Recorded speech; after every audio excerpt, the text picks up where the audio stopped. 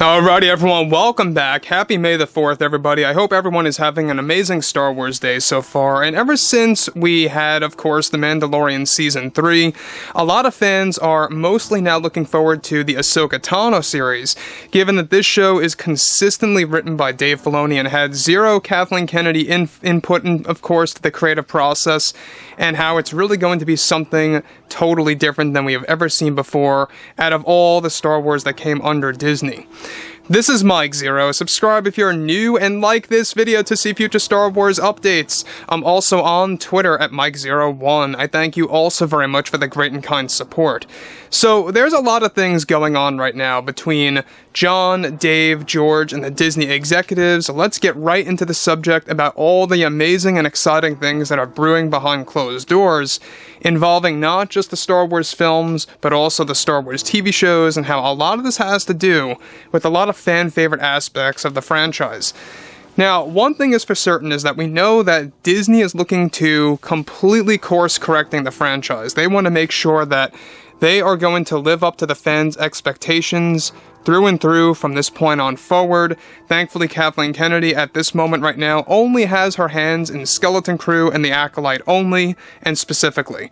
So with Disney and Lucasfilm preparing to develop new Star Wars movies and TV shows, Bob Iger and the Disney executives are already preparing to announce the Star Wars movies by this September to add to the list of the current 3. One big addition that Disney is now going for is by adding Keanu Reeves to the roster of the cast for the upcoming Old Republic movie that's going to serve itself as a gateway to becoming a new trilogy that John and Dave's efforts are pushing to actually cast him as Darth Revan instead of Darth Vitiate, and how those are actually now moving forward as well. John and Dave are already attached as co-writers and have been pushing Disney to give Revan some kind of a cameo in one of the upcoming Star Wars shows as a hologram that would tease Keanu's role in the movie. Keanu and his agent are said to actually have already made a full agreement of this casting switch based on John and Dave's research into the fan base and what they want. However, Disney is aiming to alter Darth Revan's design only slightly for the upcoming Old Republic movie. Now, let me just say something here real quick. I feel like no changes should really be made to the Darth Revan design, but if it's only going to be a minor change, I'm okay with that. I'm just hoping that they don't do anything too extreme to the point where it's going to feel like a different character. So the fact that, John and Dave are paying full attention to what the fans want to see on the big screen and who should portray Darth Revan, and we'll go into that in just a second because there are other actors attached to this role that are actually on a candidate list, and Keanu Reeves has now been put on that list and is at the top of it. So it's very, very likely that this casting switch is going to happen by switching Keanu from playing Darth Vitiate to playing, of course, Darth Revan. So it makes a lot of sense why they would want to do this, because they did the same exact thing with Ahsoka Tano a couple of years ago, where a lot of fans were calling for Rosario Dawson to play the role, and basically John and Dave fulfilled a fan casting, quite literally, and that's what they are doing here again with the Keanu Reeves situation. Now, we know that Disney also wants to get Keanu involved with a specific Marvel project that's going to be about a new character in the MCU. A lot of fans think it might be Ghost Rider, but I'm not quite sure about that. We'll have to wait and see, but moving on. On top of this, alright, there are other actors currently on the list to become Darth Revan that Disney is now willing to drop and switch over to Keanu.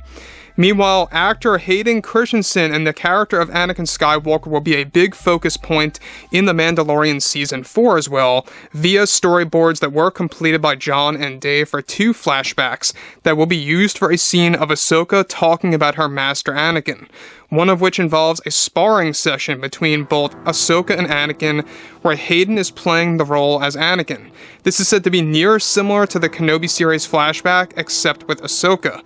So, to put things a little bit more simple here, is that there's going to be a flashback between both Anakin and Ahsoka in Mando Season 4, via, of course, the moment where Ahsoka is talking about Anakin, essentially.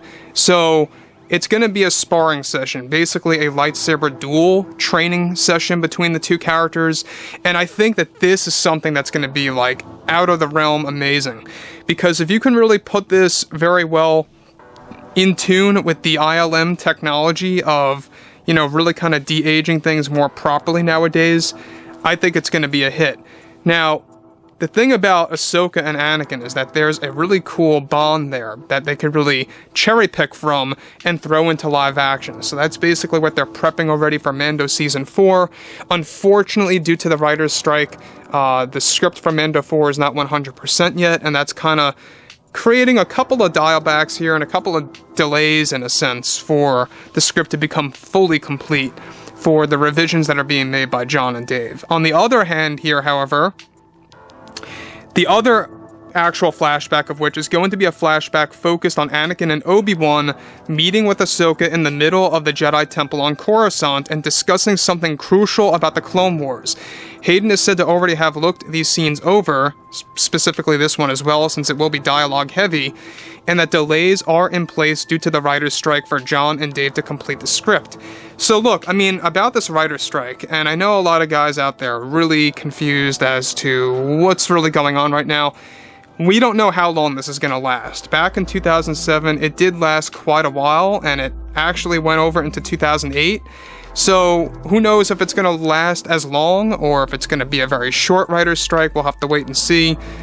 Nonetheless, they're still pushing for Mando 4 to get released by 2024, and also, nonetheless, they are prepped to announce these Old Republic movies by the end of this year.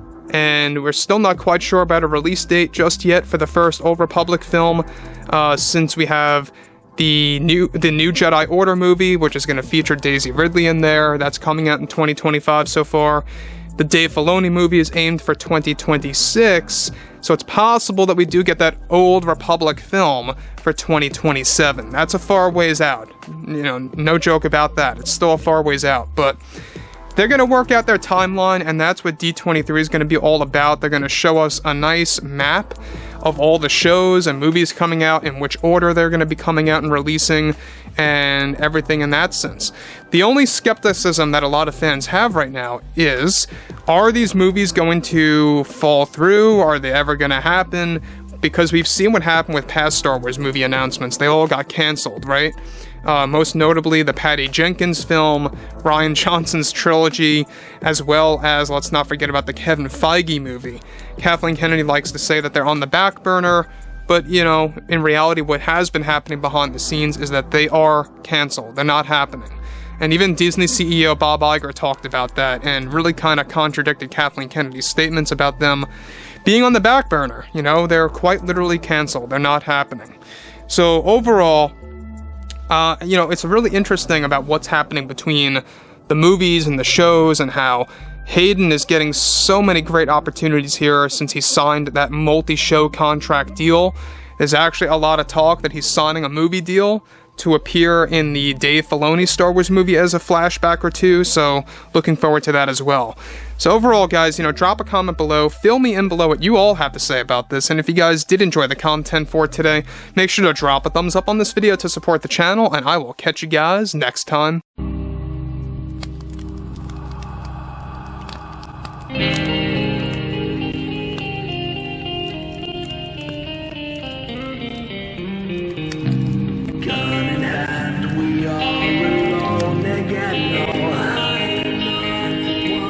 From night to moon, we hear them moans again. No.